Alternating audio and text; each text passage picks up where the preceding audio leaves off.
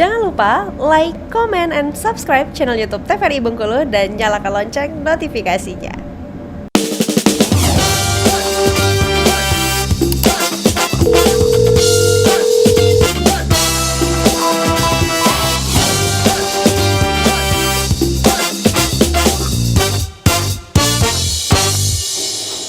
Baik pemirsa, terima kasih Anda kembali menyaksikan Dokter Kito. Masih dengan tema kita hari ini membahas DBD dengan infeksi lain, apa bahayanya?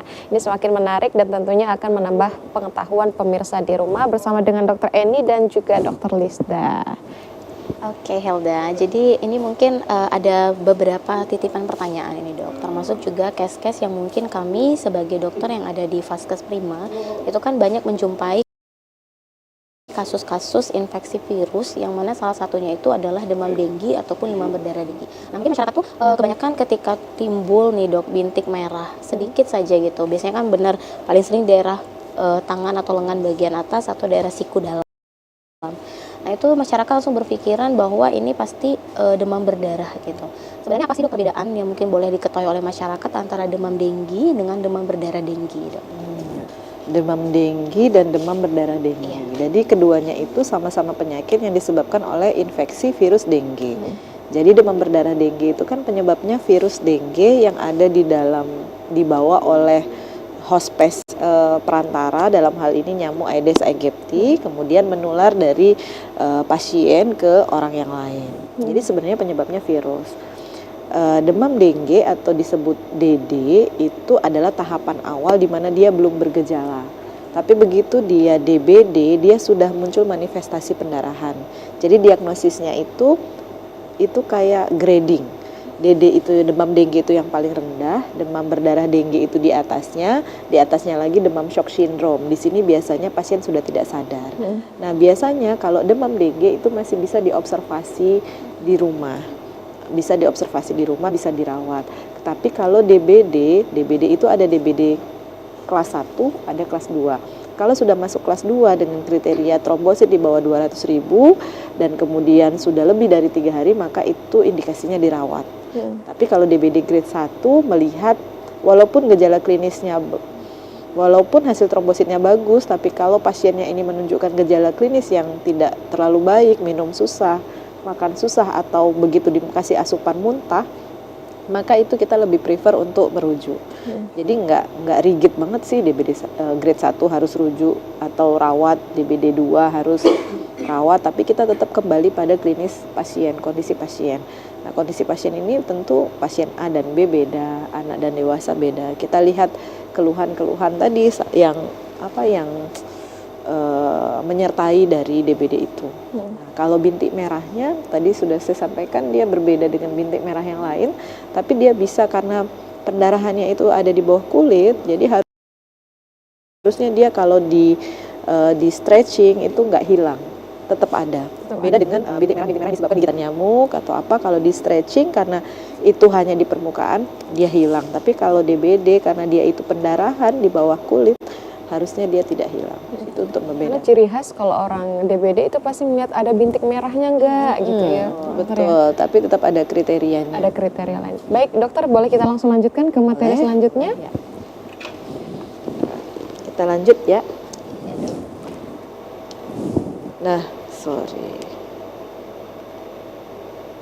Nah, apa saja berdasarkan beberapa referensi ini saya mempelajari, ambil beberapa jurnal yang ada di Asia.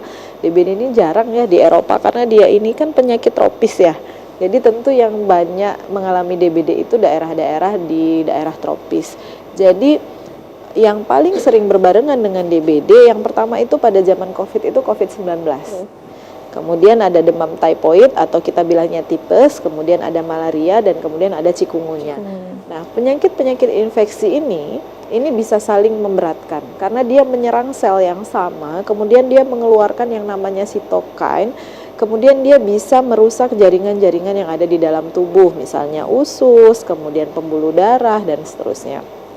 Nah, kalau ini COVID-19 ini tentu ini menjadi sesuatu yang berat sekali pada saat itu karena COVID-19-nya aja sudah berat. Sudah berat ditambah lagi dengan virus DBD-nya itu. Betul, ditambah lagi dengan psikologis dia yang harus diisolasi. Jadi ini jadi psikologis itu diketahui berperan penting dalam proses perbaikan, penyembuhan, recovery pasien gitu. Padahal di sini pasiennya secara psikologis tuh sudah kena duluan gitu. Sudah ngedown duluan ya, Dok? Betul, itu dari sisi psikologis. Nah, kemudian COVID-19 ini mirip virusnya dengan virus dengue.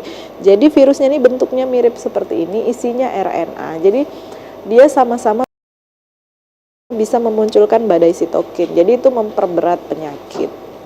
Nah, kemudian ini demam tipoid, ini penelitian saya S3. Dan saya belum publikasi karena masih ditulis. Jadi di Bengkulu ini saja dari 80 pasien yang saya ambil di beberapa rumah sakit di Bengkulu, itu 50%-nya itu infeksinya barengan. Tapi kita di penelitian saya kelemahannya kita nggak tahu mana infeksi yang duluan. Demam dengue-nya duluan apa tipesnya duluan, atau tipesnya duluan baru demam dengue. Tetapi hasil menunjukkan pada pasien yang mengalami DBD dan dengan typhoid ini, dia mempunyai sitokain yang lebih tinggi sehingga kemungkinan akan menyebabkan kegawatan yang lebih berat. Nah, ternyata itu dibuktikan pada penelitian ini, pasien-pasien DBD dengan typhoid itu ada banyak yang jatuh ke daerah DBD grade 2 dan DBD shock syndrome tadi. Jadi jatuh ke kegawatan yang lebih parah. Nah, hal ini tentu menjadi perhatian kita bersama. Apakah betul pasien masuk itu dengan DBD dan typhoid atau jangan-jangan typhoid aja? Atau jangan-jangan DBD aja? Ini penting bagi para klinisi. Kalau dia ada penyerta, maka bagaimana sih terapi yang harus diberikan? Kalau diagnosis kita sudah betul dari awal, di early detection, di awal deteksi kita sudah oke, deteksi dini kita sudah oke, maka kemungkinan terapi kita kepada pasien itu akan lebih excellent. Jadi kita betul-betul membunuh penyebab, bukan menghilangkan hanya gejala demamnya aja. Oh, saya tahu nih ini memang typhoid dan DBD, saya harus terapi DBD-nya, saya harus terapi typhoid-nya. Tapi kalau kita bikin dia keranjang sampah, bener nggak ya? Akhirnya kita juga, ternyata dia nggak ada typhoid, tapi kayaknya Bengkulu nih endemik typhoid. Sudahlah, saya bikin aja diagnosisnya typhoid gitu ya. Akhirnya pasiennya diberikan antibiotik yang nggak sesuai gitu. Dan ini menyebabkan resistensi antibiotik dalam jangka waktu yang cukup lama. Nah, ini menjadi perhatian kita semua terkait dengan koinfeksi antara DBD dengan demam typhoid. Kemudian malaria. Nah, malaria ini kalau di Bengkulu mungkin sekarang sudah jarang kita temukan. Alhamdulillah ya, alhamdulillah sekali. Karena malaria ini dulu waktu zaman saya 15 tahun yang lalu di puskesmas, hampir semua demam itu malaria. Itu 15 tahun yang lalu, berarti ini ada perbaikan. Kita berharap DBD juga seperti itu, 15 tahun ke depan tuh sudah nggak ada lagi. Tapi ternyata nggak mudah, karena itu virus. Kalau ini kan parasit ya. Kalau ini parasit, dia penyebab, beda nyamuknya yang dengan DBD. Nah, tapi malaria ini masih banyak di daerah-daerah seperti Papua. Jadi kalau kita ke Papua, kita bahkan harus minum obat profilaksis sebelum masuk ke daerah-daerah endemik. Karena kalau kita terserang malaria yang falciparum, itu berat sekali. Nah, jadi ini juga kita harus selesaikan DBD-nya, kita juga harus selesaikan malarianya. Nah, kemudian yang terakhir cikungunya. Kadang kita nggak terasa kita itu terinfeksi cikungunya. Gejala paling utama dari cikungunya ini adalah sakit sendi. Dan kita kira ya udah itu cikungunya aja, atau kita kira itu DBD aja. Cikungunyanya nggak kita obatin. Nah, cikungunya ini dia mirip dengan DBD virusnya. Jadi dia mirip banget dengan DBD, tetapi dia lebih banyak menyerang sendi. Jadi kalau pernah sakit sendi yang nggak bisa bergerak sama sekali, itu kemungkinannya cikungunya. Tapi bisa nggak dia berdiri sendiri? Bisa. Dia bisa berdiri sendiri dan dia bisa lebih berat dengan DBD. Jadi sudah nggak bisa gerak. Orang cikungunya itu mau ke kamar mandi aja nggak bisa. Saking sakitnya semua sendi. Dan kalau dia dengan DBD, dia mau minum aja susah. Makanya dia harus segera masuk cairan dari intravena. Nah, jadi kurang lebih seperti itu. Kalau ini yang paling sering, infeksi yang paling sering berbarengan dengan DBD yang saat ini dilaporkan. Gitu.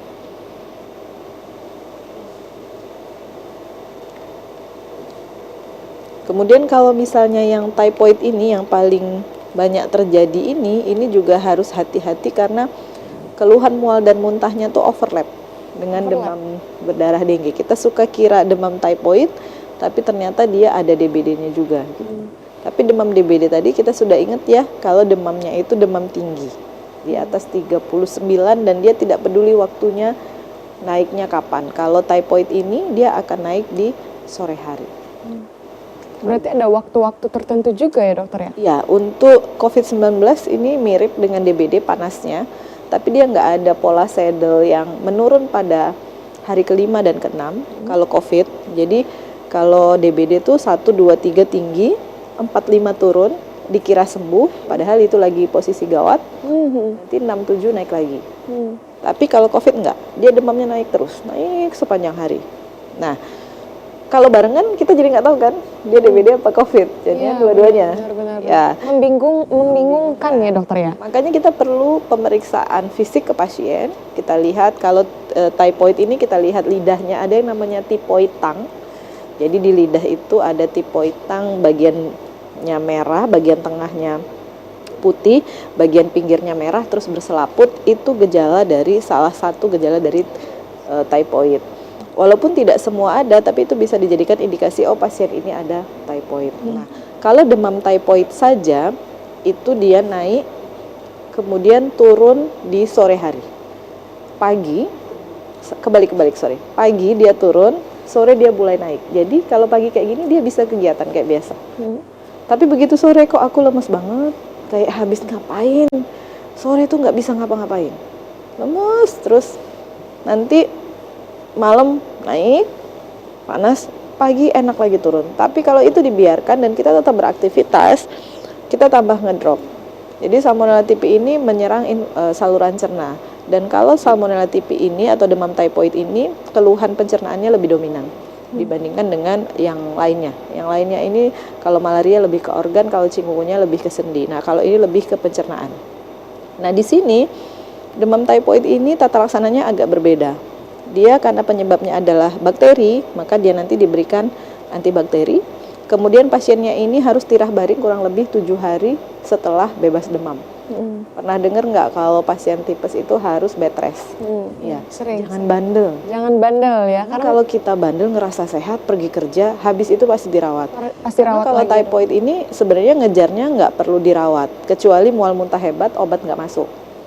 Tapi kalau masih masuk obat, pasiennya makannya oke, tidurnya enak, itu nggak perlu dirawat, dia masih bisa di rumah. Tapi kalau itu tadi ngerasa sehat, pergi kerja, udah tahu-tahu sudah ngedrop, baru harus dirawat. Itu kalau yang typhoid. Jadi ini kira-kira 4 penyebab yang paling sering berbarengan dengan DBD yang harus kita waspadai. Dan ini menular nggak sih dok? Menular secara COVID-nya ya. COVID-nya menular melalui pernafasan droplet ya. Dan ini ada jaraknya ya, kita sudah tahu semua kalau COVID. Kalau demam typhoid menularnya melalui oral fekal namanya. Jadi oral dan fekal, feses. Dia dikeluarkan oleh penderita typhoid lewat feses dan biasanya fesesnya apa tidak bersih atau gimana, ada di air atau di mana, kemudian airnya digunakan untuk mencuci buah, mencuci sayur atau mencuci piring kalau. Jadi kalau Salmonella typhi ini banyak terjadi pada pasien yang hobi jajan. Lingkungan artinya sangat berpengaruh ya dokter Jadi ya? kalau ini lebih ke kebersihan, personal hygiene. Jadi kalau kita biasa makan pecel lele, pecel ayam pakai sayur, sayurnya nggak dicuci atau sayurnya dicuci tidak di air mengalir, itu kemungkinan. Ini siapa nih yang suka bandel ya? Baik dokter, sebelum kita lanjutkan ke malaria dan chikungunya, kita harus jeda terlebih dahulu. Pemirsa jangan kemana-mana, tetap saksikan Dokter Kito.